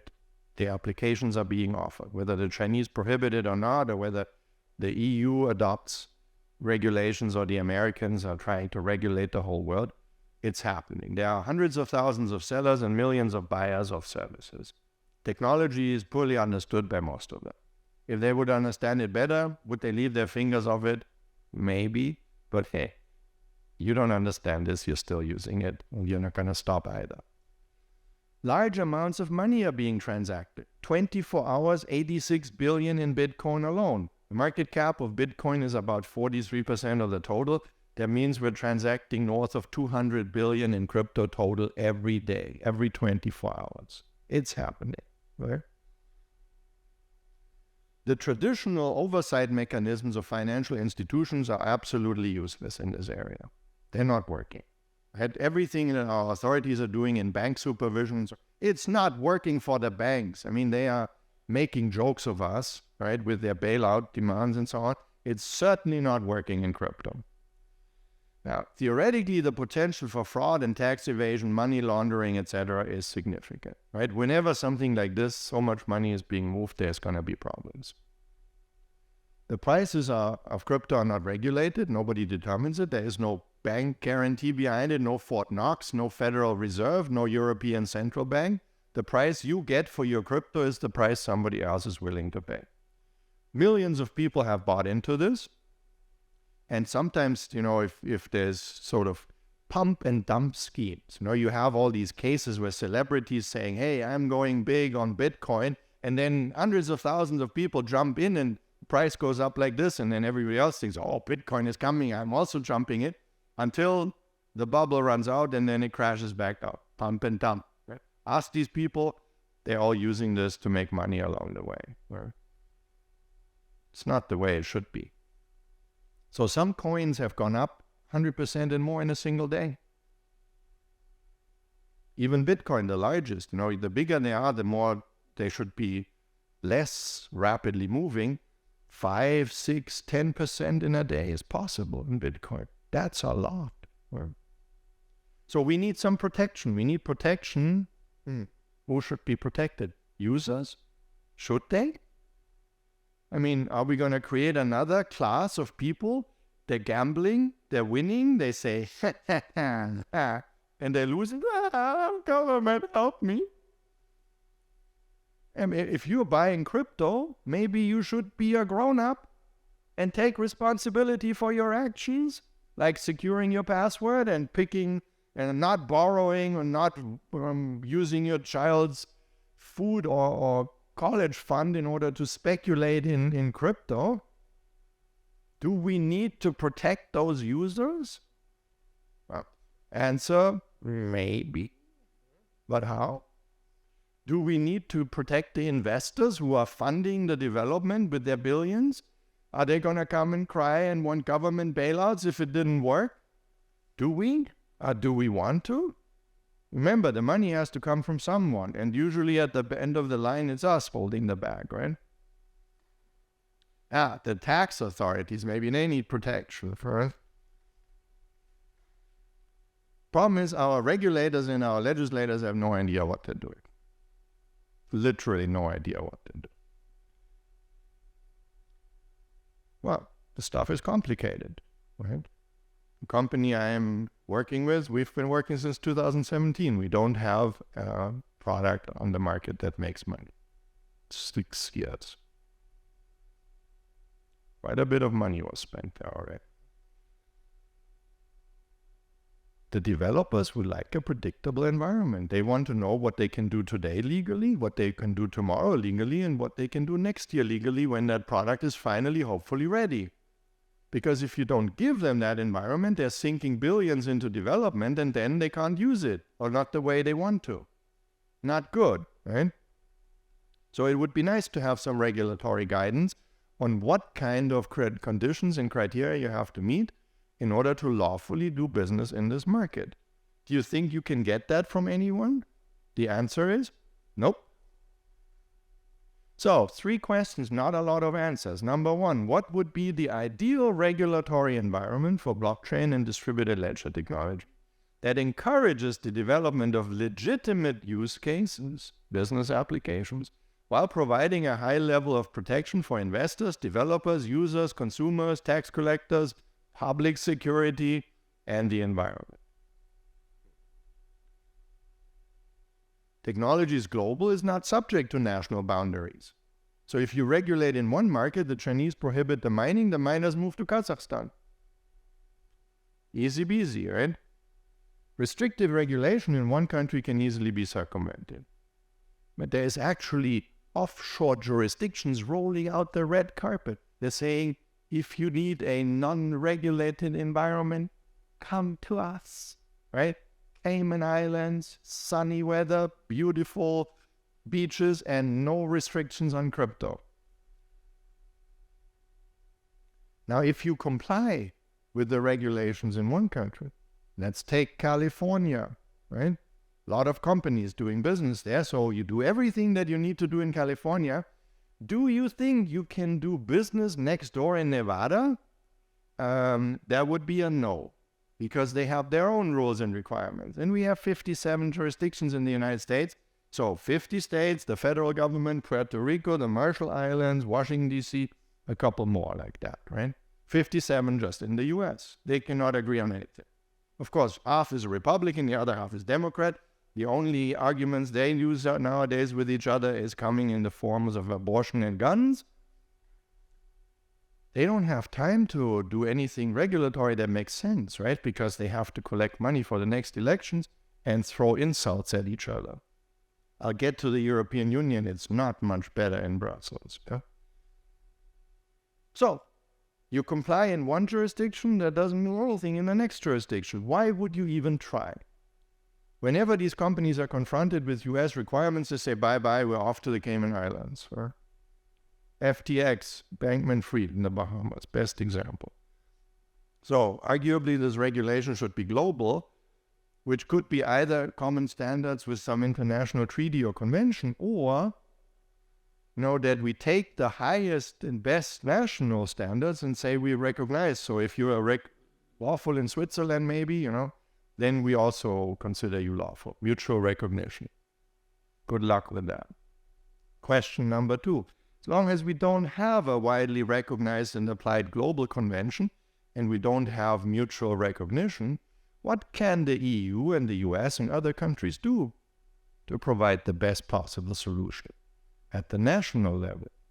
Answer, hey, if it's difficult to get an international convention with 200 countries and getting them to ratify and apply, well, maybe then write good national legislation, because they're all watching each other. Huh? When the UK comes out with something in Brussels, they're watching. When the Swiss come out with something in Washington, they're watching. So if you come out with something good, a model, maybe others will more or less copy-paste, right? Rather than doing their own homework. Yep, but that is not really happening either. Nobody is seriously trying to do anything good here. Yeah, I'll stop there. The Swiss maybe a little bit. Estonia was trying for a while, but of course they have meanwhile discovered whatever they do, Brussels is going to overrule. Number 3, while we are waiting for clear legislative guidance from the EU and the US that the rest of the world is going to then basically imitate, what should the agencies do that are dealing with these cases every day? I mean, the Commission is approving stuff, the Estonian authorities, I'm sure there's somebody in Latvia, the Swiss, I've dealt with many of those. In the US, the SEC, the CFTC, and all those, what should they be doing? Well, hello, maybe they could start with talking to each other. Because the last thing you want to do is parochial approaches, right? Where everybody does their own thing and ignores what the others are doing. Best solution would be worldwide. As long as we don't get that, let's just not do some incompatible patchwork.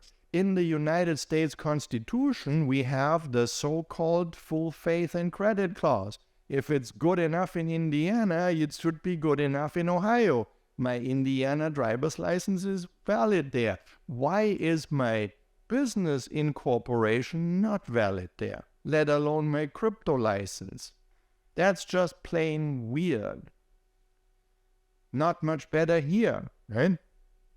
in the European Union, if you're good in Estonia, you can go into the other countries with your crypto. Still, things have changed yesterday. Get to that. At the very least, they should try and pull in the same direction. Harmonize, coordinate, talk to each other. We have the same problem. What are you doing? Why are you doing this way? What do you think of our approach? Can we agree on the best possible approach? They're not even talking to each other. So, how is it going so far? Just to give you a brief example, right? SEC, that's the Securities and Exchange Commission, says that cryptocurrencies are securities, like stocks. The CFTC, that's the Commodities Future Trading Commission, say they are commodities, which is kind of different, right? Then the IRS, that's the tax authority, say they're not currency, they are property. So if you're selling them, you're paying capital gains tax. FinCEN, that's the Financial Crimes Enforcement Network, qualifies them as currency, although they are both under the Treasury Department. So IRS, not currency, FinCEN is currency. The Fed, that's the central bank, is wondering whether to issue a stable coin, and they haven't made up their mind whether the other stuff is money. Then the Office of the Controller of the Currency is trying to bring the banks in, right, in order to prevent that they get marginalized. But that's the very point, that we want to get rid of the influence of the banks. The Consumer Financial Protection Bureau has at least woken up now to the fact that consumers need actually protection here. And the several states are doing whatever they want. So Wyoming, for example, is inviting everyone, come to us, set your business up here. We have a nice environment for you. And New York says we have to protect Wall Street from being disrupted. So we're going to make it as hard as possible for you. So crypto in New York, this is the rule. If your business is located in New York, to follow the rules would be understandable, right? You also have to follow the speed limit in New York when you're driving there. But no, this is when you are selling crypto to anyone who is sitting in New York. You don't know that. They come with a wallet, right? That's just a hash. You don't know that they're tax residents in New York, and suddenly you're basically in jail because you have sold 1.5 Ether to a New York resident without having a BIT license in New York. It's very funny. This is the BIT license conditions. First, it starts with a $5,000 application fee. Hey, if you have 57 jurisdictions, it kind of adds up. Then you have to submit. I wrote this, and then somebody said, oh, come on, this is not such a big deal. Fingerprints and photographs of everyone who works in the company to New York. Hello. You're sitting in Dubai, and you're worried that somebody in New York might buy some of your crypto. You're going to have to basically say your social security number and the passport photos of your children to the authorities in New York, right? The list goes on. They're not normal. And I'm not the only one who says the list is so long and complicated primarily because they don't want you to get and mess with Wall Street that is paying a lot of taxes in New York. Whereas that firm in Dubai doesn't pay any taxes in New York.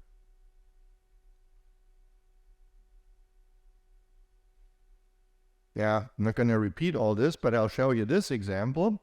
Sam Bankman-Fried and his FTX exchange, right? You probably have all heard about this one. He had all of them. He had the SEC license, the CFTC license, was registered with FinCEN as a money services business, was doing the BSA, that's the banking secrecy code, the KYC with Fenwick and West, that's a law firm. Had several licenses from the Commodities Futures Trading Commission, an intensive AML audit program with another law firm, US GAAP financial auditing with Grant & Thornton, that's an auditing company, separately licensed in 31 states in the US, that is every single state that requires a license, whereas the other 19 don't. And in November 2022, it took almost 36 hours for a $36 billion company to go. Because all of these licenses just say that you have paid money and you have jumped through hoops and procedures. None of them say that you actually have a business model that works. It's all what we call in Texas bullshit, right? The nutritional value of all these procedures and licenses is absolutely zero. It makes the authorities happy. They can say we're doing something to justify our own existence and to protect the consumers or whatever. Right? It doesn't work. And it doesn't probably even meant to be working. Yeah, what are other countries doing? Well, we have three basic approaches. Number one, some prohibit everything. Number two, some allow everything. And number three, some try to write sensible rules. For example, the EU, the UK, the Switzerland, Japan, Australia, Singapore, South Korea. We'll see. So what does the EU do? This is where it gets interesting. Yesterday, 20 April 2023, will go down into the history books. They finally agreed and adopted the EU regulation for markets in crypto assets, the famous MiCA regulation. It is now reality after, 4 years of negotiations.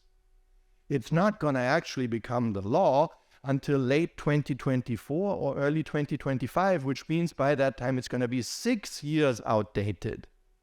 Right? The 4 years they've been negotiating plus the 2 that we're going to implement. 6 years in crypto, that's like from horse buggies to electric vehicles. That's going to be interesting. Right? It's also 700 pages long. That means it beats even, the German Bürgerliches Gesetzbuch. And that's quite a challenge. Right? So they actually managed to write more about crypto than we have written about civil law in France or in Germany. I don't know what the Latvian civil code is, but I'm assuming it's probably quite a modest paper and nowhere near 700 pages, right? And when you read it, I want to say A for effort. Other than that, let's say somewhere between B- and F, right? Because some stuff in there, I have no idea what they're trying to say. And I usually think of myself as not a complete idiot, right? And I did go to law school. Okay, it's been a while, but okay. So, yeah. That is not the answer in plain English, right? So there are still golden opportunities if you want to, Latvian Law Institute, or model crypto laws, and you could get yourself a lot of headaches. The American Bar Association has presented a pretty decent paper on digitized assets. The Uniform Law Commission in the US has drawn up something. The Law Society in the United Kingdom might actually be the best one. Swiss laws are not too shabby either at the moment. But of course, everybody does their thing, like, not even looking. I don't see you. They could talk, right? Pool their resources a bit. Let's wait and see. Don't hold your breath. So what are we already dealing with as lawyers? And I promise I'm going to be done in just a little bit more than 5 minutes. Instead of 2 participants in a contract, now you have 3, right? You don't have only the seller and the buyer, you also have the platform. And that means you have 3 times 3 problems with buyer-seller, buyer-platform, seller-platform, contract formation, contract performance, and contract enforcement. Good for us, right? Actually, there's a new dimension to it, provided we can do it.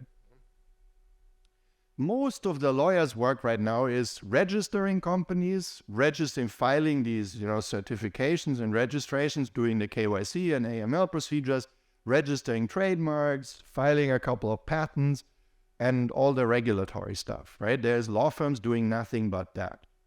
If you want to register something in the US, talk to me. I recommend lawyers that'll do you a relatively affordable gig there. But we're seeing the first cases, right? The pump and dump stuff, the criminal cases for unregistered ICOs and stuff like that. And then the first smart contracts that didn't execute the way it was intended. And then it gets interesting. Is it the fault of the user? They didn't enter the data correctly. Is it the fault of the platform because the code wasn't good? And that's going to be the difficult one. Right? And again, what are we going to do as a judge or an arbitrator when you have to decide whether the code was defective? You're going to have to hire an expert. Well, none of us will be able to read that stuff. And probably that's going to be a pretty interesting future market for experts who will basically analyze the code to find mistakes in the code. My friends who are programmers say on average, every 10 lines of code has a mistake. And this kind of stuff, these are thousands of lines of code, right? So yes, there is a lot of mistakes in the code. The question is, did that mistake matter? Did this mistake cause that problem?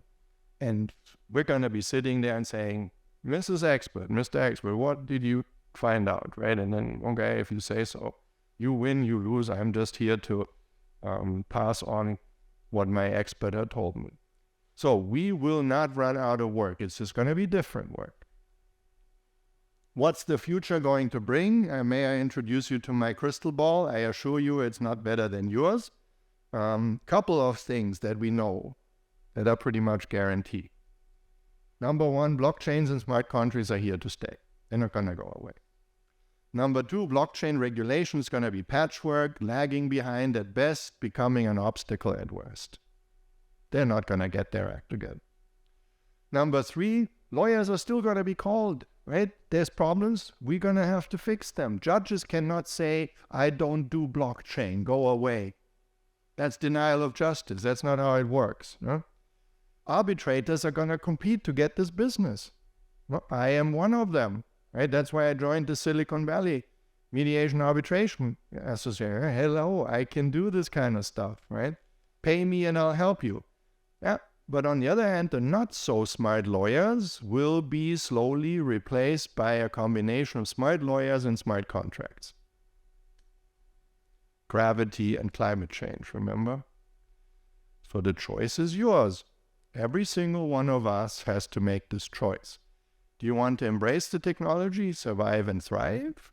Or do you want to stick your head in the sand and hope to live out the rest of your career without dealing with this? Just remember what I said, that so far I have consistently underestimated how fast this stuff is coming and how broad and comprehensive it's hitting us, right? And I consider myself kind of an insider, and I'm still underestimating it pretty much every single time, right? So that head in the sand model, find at least a nice beach, right, where you can do that, right? If you're an optimist, watch Better Than Us on Netflix. If you're a pessimist, rewatch The Terminator when they start the Skynet and it takes over, right? Thank you.